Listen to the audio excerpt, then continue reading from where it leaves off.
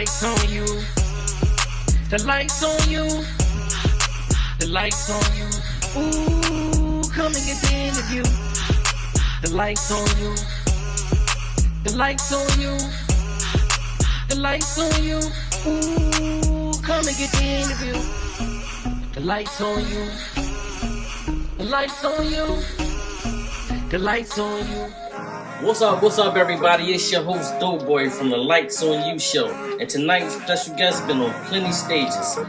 He's been on Comic View, he's been on Def Comedy Jam, he's been on First Amendment, and many more stages. And tonight, he's on the Lights on You stage.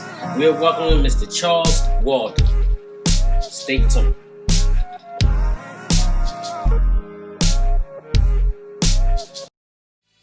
Yo, this is Mr. Guap from the Lights on You film crew. Yo, check us out.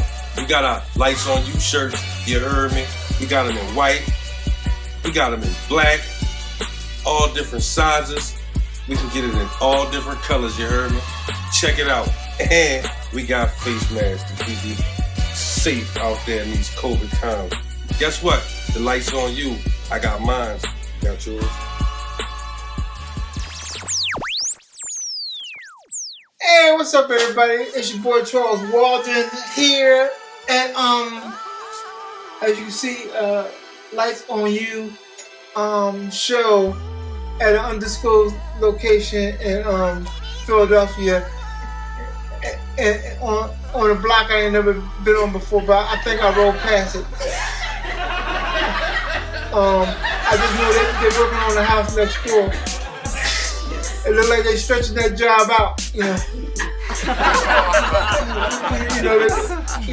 Ain't nothing worse than, you didn't pay the money, and then the contractors, this is what they do to be smart.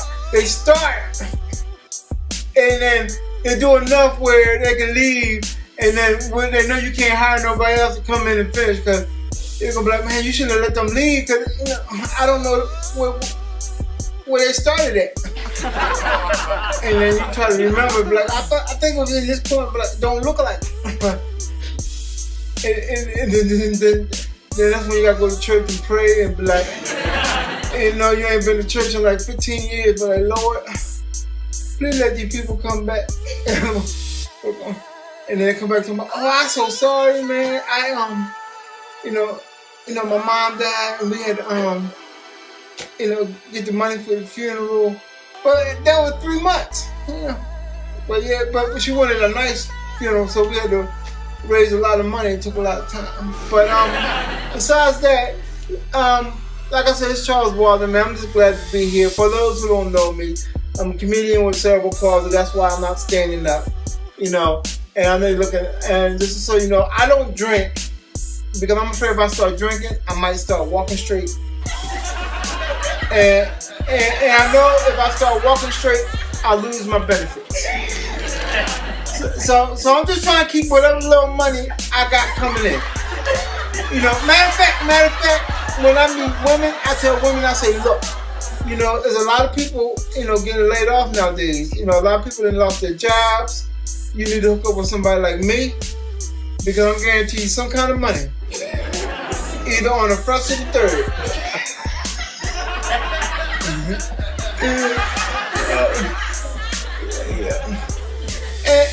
And it's just like so, and like I said, man, and we living in COVID times, man. I mean, even though people coming outside, you got to do the face mask thing, and people be panicking, right away because, like I do, live in Uber a lot, and like I wear my glasses and because I can't walk, so I keep it like under my nose. But like one time I got in a car, the driver gonna panic. Your mask. I'm like, all right, calm down. Like I was in here for like 10 minutes, man. I held my breath. And we'll put that's the doorbell ringing at the undisclosed location. We at. You ain't got positive, and it's all part of it. We go. Yo, we supposed to ring the bell. You gotta do the single knock, man. You can't be coming to people's house ringing the bell. They do a ding dong. I'm like, no. And somebody, take a good nap, like, they go on my electric bill going because you rang my bell. Well, you not.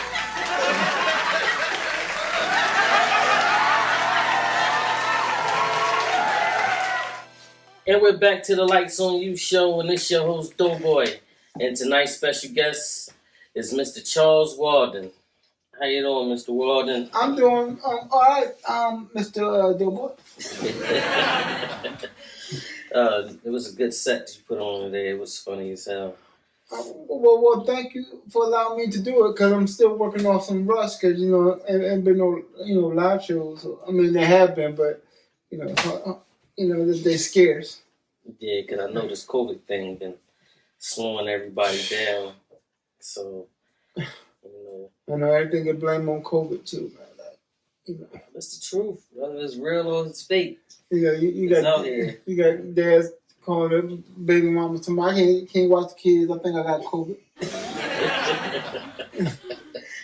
Yeah, I might have to use that line a couple times. So, Mr. Charles, where you from? Philadelphia. Philadelphia, where are you located? I pretty much grew up in Logan. Logan? Yeah. Oh, okay, I used to live in Logan. Oh, yeah, what part? 12th and Loudon. 12th and Loudon? Okay, I grew up on Comedic Street right there on 52 and block. Oh, yeah, crazy people. With the Orientals still up there? Probably, Orientals don't leave it. They like that, but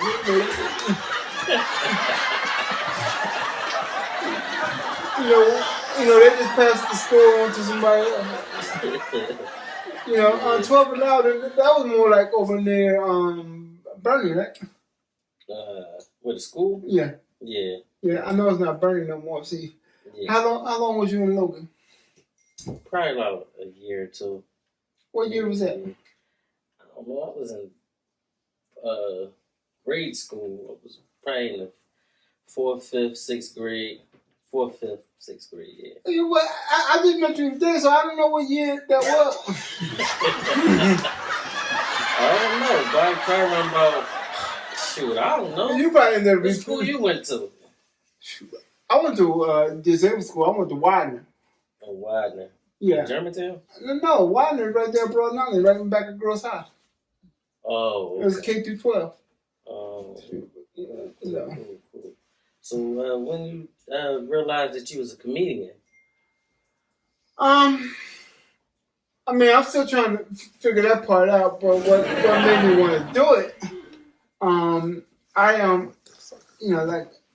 remember back in like 78, 79, my uncle was like listening to Richard Pryor albums, and it just piqued my interest. And then over the years, I started watching other comedians on TV. Then, like in 1989, when I was 18, I started going to open mic nights, and one thing led to another. Oh, that's good. I remember I had my little career of music. Oh, I thought you were gonna say street pharmacist, but no, not me. Not me. You're really hilarious. He's funny. You're really funny though. So who are some of your favorite comedians? Well, of course, Daddy Richard Pryor. Right. Goat. And then Bill Cosby. I know the situation, but and George Carlin, and two other people a lot of people don't know, like Jack Benny and Buddy Hackett.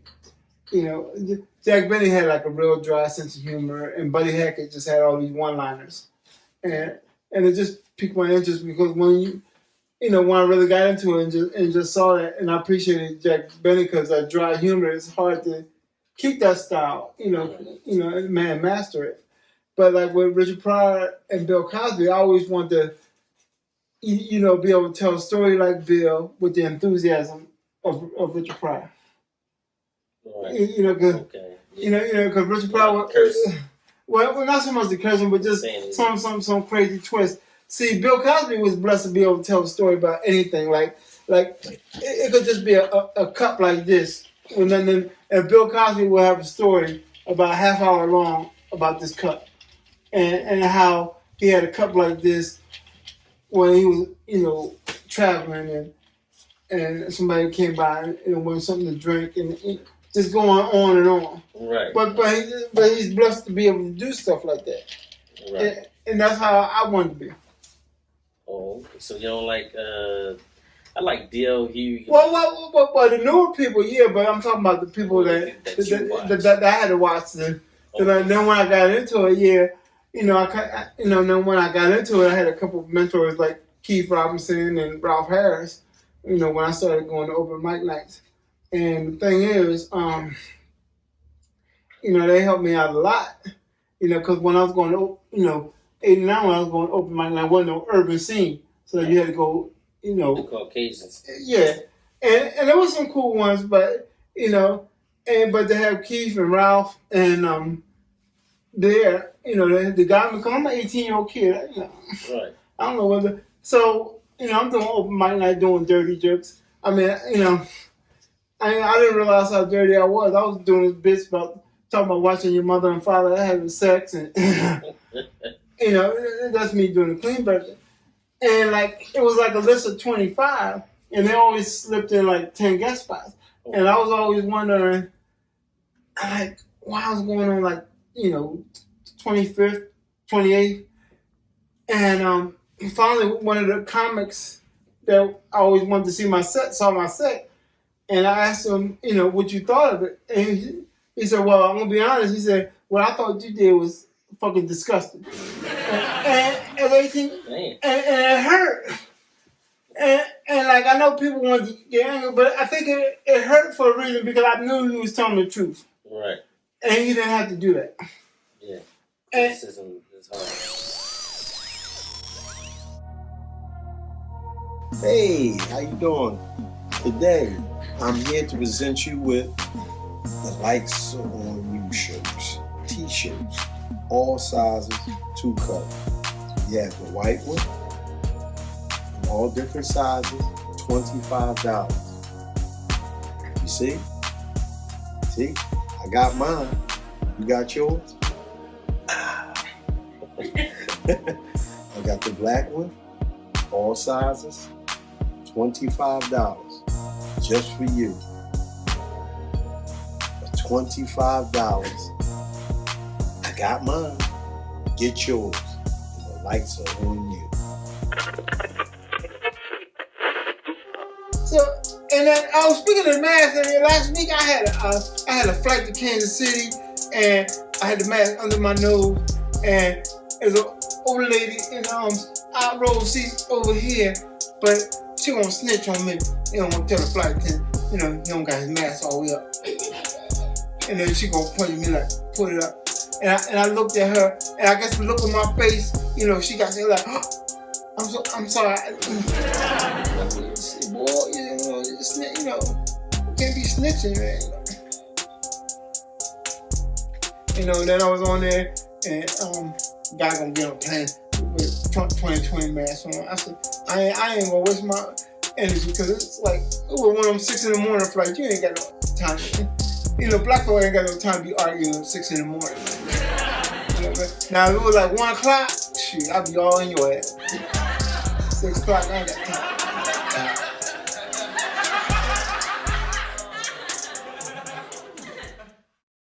And we're back to the Lights on You show with Mr. Charles Walden.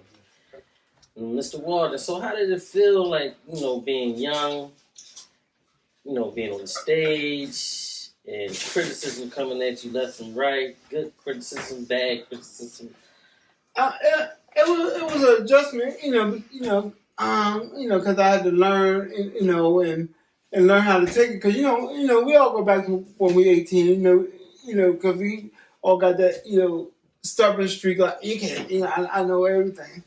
And because of the first time I ever went on open mic, I bombed. They gave me 5 minutes, and I was bombing. I was like, man, this is the longest 5 minutes ever, Because it was 1 o'clock in the morning. There was only 3 people there. They were there because they were too drunk to move. So that was humbling, and because I almost didn't come back. Then I had to stop myself. I said, no, Charles, because I'm thinking about not coming back because I'm doing this for the wrong reason. Right. Because I wanted to be popular in the neighborhood. Right. And I had to remind myself that I'm actually interested in this. Okay. So how do you deal with your disability and the comedy? Because I remember when I was in the Olympics, well, the Special Olympics, but I didn't know it was until I got there. So what happened was I was in school and I didn't do no homework, and I said that I don't got no good excuse. And I saw a friend of mine walking around with the school sweatsuit on. I said, "Where you going?" He said, "I'm going to track and field." I said, "Well, I want to go." So I ended up going. As soon as we get there, they just grab 10 of us and line us up and tell us to run 100 yards. Now, a couple things going through my head. Like, one, nobody asked me about no medical permission. And the second thing is, they told me to run 100 yards, but they didn't have nobody standing at where the race ended. And you can't do that in the Special Olympics. Because some of those kids don't understand what 100 yards is. To them, they think it's run around the track 100 times. I never wanted to talk about my disability. I would go on stage and just perform. But what happened around 93, 94, that's when like Def Jam came out and you had comedians going on there, doing disabled bits like, Ordinary J, who's funny. And then when I'm performing, it was confusing people because they didn't know if I was playing, because they were sitting there waiting for me to break out of it. And I'm sitting there doing all these jokes and they're just sitting there staring because they're wondering. And my mentor, Keith Robinson, said, "Look, Sean," he said, "God damn, Sean, you gotta say something about your disability. You're confusing the audience." So that's when I just developed a few bits to put in there with it. Because I didn't never want my whole set to be about my disability. Right. So like right now, it's probably more like, 40, 60, 40 disability, 60 other stuff. Right, okay. I wish I could be a comedian. Some people say I'm funny, but I don't see it like that. So. Well, there's different styles of comedy, so. Yeah. Well, I be around a comedian all the time. It's hilarious. So when I was talking to E, and he told me about you, I jumped at the chance immediately, and then I checked you out on a couple of your sets on YouTube, and I was like, this guy is hilarious. We got to get him on. Well, thank you. So I appreciate that you taking time out to even come on the show and bless us with your performance. Well, like I said, I'm glad to be here, just to be back into the groove, a little bit, just, and not really being on stage for since March. Wow. Yeah.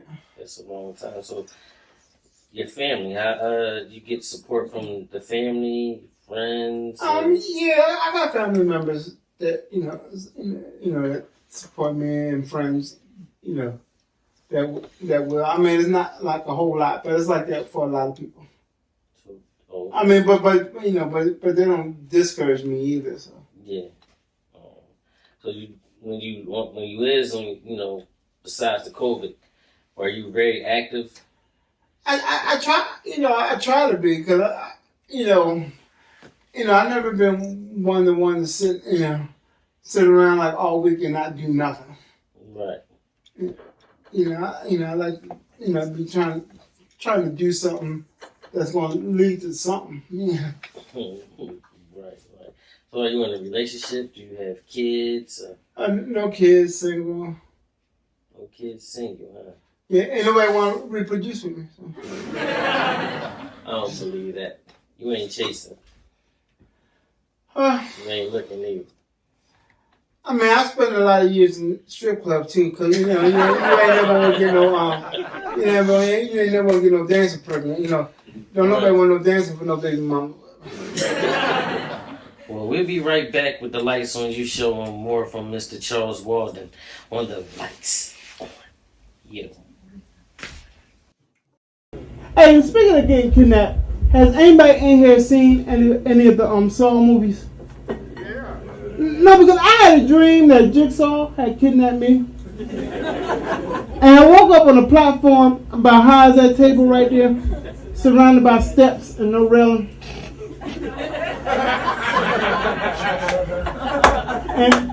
And I just heard Jigsaw's voice coming out the darkness, talking about Charles Walden. I want to play a little game. All your life, you've been dependent on the aid of others to help you up and down the steps. Well, tonight you have 2 minutes to walk down these steps without falling, or it's your ass.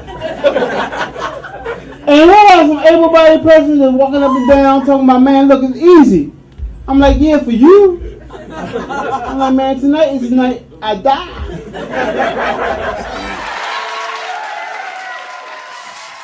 And we're back to the Lights on You show. It's your host, Doughboy, and we're back with Mr. Charles Walden.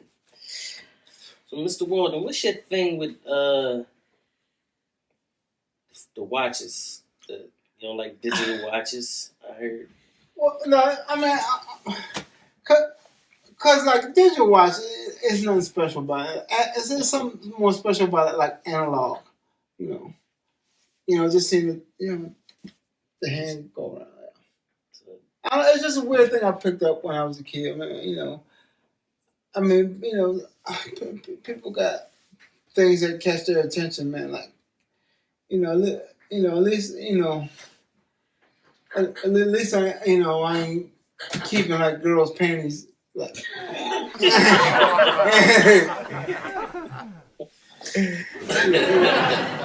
Oh man, no, but I mean, it's like it's kind of like a guy who buys like a whole bunch of sneakers, like some he ain't never gonna wear. Like, that's me. Yeah, you like I ain't never gonna wear this pink and green Adidas, but I just want it. Yeah, I'm a sneakers guy, watch guy. I mean, it's like women with bags and shoes. Yeah, that's my wife. But I know you probably just like, but you bought these shoes like 2 years ago. You still ain't wearing. Especially if I buy them. Oh yeah, look. Spending your money. But on a real note, what's your views on politics? Donald Trump. I know everybody was in an uproar that he paid $750 in taxes. I mean, to be honest, if we all could, not that he's gonna get away with it, but it's just it's just what those type of business people do in that corporate world. He's a businessman. I mean, once you become president, it's wrong for you to do it. I mean, as a businessman, okay, but when you become president, like, okay, now. Well, look, as I've told you, they're under audit. They have been for a long time. They're extremely complex. People wouldn't understand them. And I joke, and I'm serious about this. You can look and tell the man doesn't even want the job. I say he's doing everything possible to tell people don't vote for me, but he got these hardcore supporters that won't leave him no matter what he do. Right. Yeah. And he just keeps going on, making up stuff. What about the debate? It was very childish, I feel. Oh yeah, oh man. It's like you could tell he was irritated. Right, and it's too bad Joe was in his 70s because it was some stuff he could have came back like real quick on. But if we make it to our 70s, we'd probably be the same way. But they say in his first stage of dementia. You believe that? Who? Joe. Probably. That's why you got to surround yourself with the best people. They're gonna be like, Joe, just sign this. Okay. Do you think that this COVID will ever end? I'm hoping. Like that's one good thing. I think if Joe wins, it'd be some common sense stuff done. You want to help speed things up. My best bet for him, if I was about to say, Don, look, you need to lose this election. That way you can go on tour, charge about $150,000 a speech, do about 50 speeches a year, and start paying this off. Because he won another term. This man gonna mess around and mortgage the White House. Mr. Charles, if anybody wanted to contact you to do a venue or in your show or anything, what is the way they can contact you? Facebook, Charles Walden. Instagram is Walden C23. And Twitter is Walden to Walden. Walden #2, Walden. Well, there you have it on the Lights on You show with Mr. Charles Walden, and it's your host, Doughboy. Thank y'all. Stay tuned for the next show.